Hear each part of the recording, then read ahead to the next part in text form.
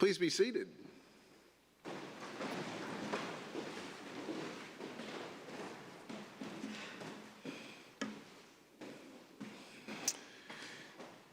If you are going to read Matthew's gospel, at some point you are going to have to talk about judgment, as in the final judgment, as in the end times kind of judgment.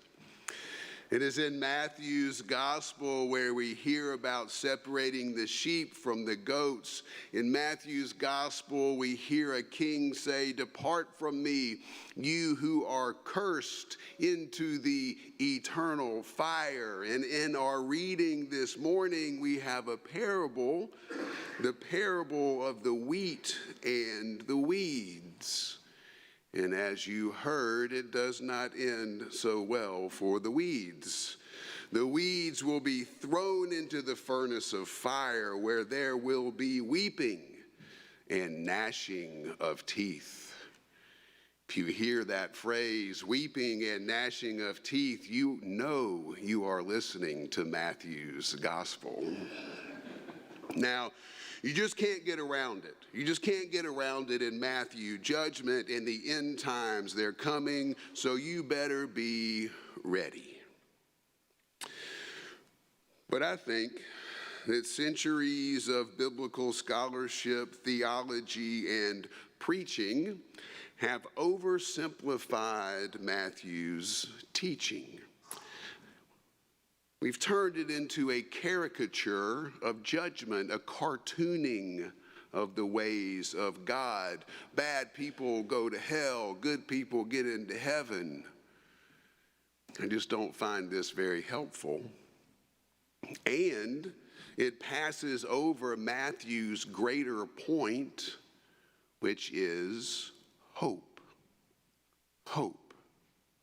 It passes over Jesus' promise that we will shine like the sun in the kingdom. And that's what we want, right? To shine like the sun. And not just at the end times, but now. We want to bring light and warmth and life into our world. Now, I want to share with you something I learned when we lived at Camp McDowell. I used to spend a lot of time in the woods. I walked in the woods every day, not just for exercise and for mental health, but it was also how I got from our house to the office. I literally walked through the woods every day. And you can learn a lot of things from God's creation. One of the things I learned is that there are no weeds in the woods. The mountain laurel and the wild onions bloom, fill the forest. No weed pulling necessary. You see, calling something or someone a weed is very much a human designation, a consequence of our cultivation of God's creation. And every now and then when I was out walking, I'd come across an arrowhead, a reminder of just how dangerous the human designation of weed can be. But we know that what Jesus is saying in our parable today, we know that it's true. We know that evil can sneak in, planting weeds in the cultivated field, and because God's soil is so abundantly good, those weeds, they grow too. And pretty soon everything gets all tangled up, right? We get all tangled up. The wheat and the weeds are inseparable. They've been growing up right next to each other for so long that the roots are intertwined. And that's the world as we know it. the field as we know it, our hearts as we know them. So why is the world this way? Why does God let this happen? Why does God allow the weeds to choke out the wheat? Why does God allow evil? Now, we've talked about this before, right? And I'm sure we'll talk about it again. It comes up a lot. But today I think that maybe we are asking the wrong question.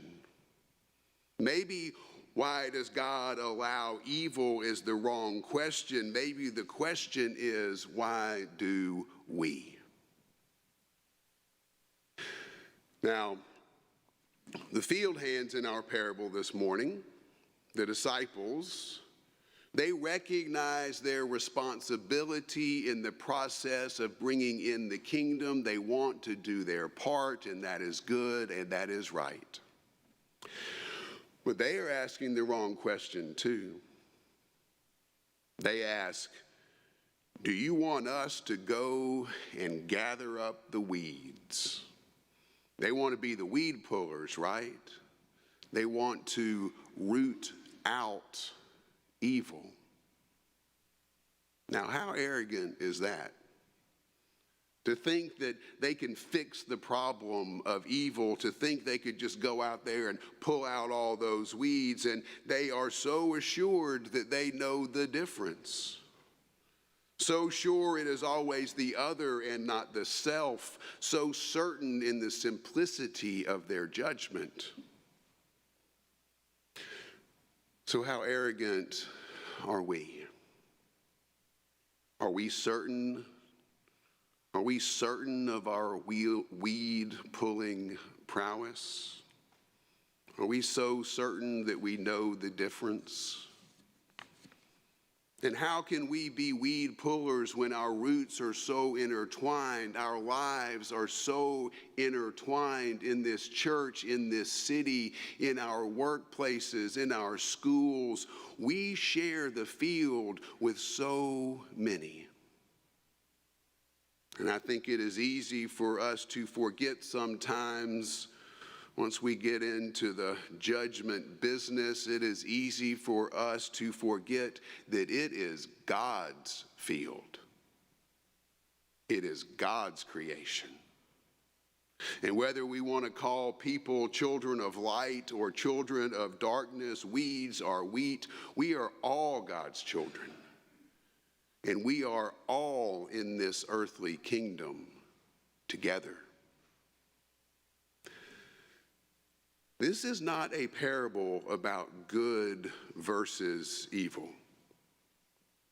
It's a parable about good and evil. Jesus is pleading with us to find ways to live together without tearing each other apart. And this is a parable about the way things are. The way things are in our world and in our own hearts. We're already in God's kingdom. We're already in God's abundant field where the wheat and yes, the weeds are growing up together. But there is great hope. There is great hope to be found in this parable. It is that the wheat still produces grain. Jesus tells us the plants came up and bore grain. Goodness creates more goodness, always. Today we have been given a hope-filled parable of abundance. Remember, that was Matthew's point to begin with, hope. The hope to be found in Jesus' promise. It's the promise that as we walk through this world, in the woods or in your neighborhood, we can shine like the sun in the kingdom. That's what we want. We want to shine like the sun. And we can. And we will. We can bring light and warmth and life into our world, and we will shine. We will. We will shine like the sun in the kingdom of our God.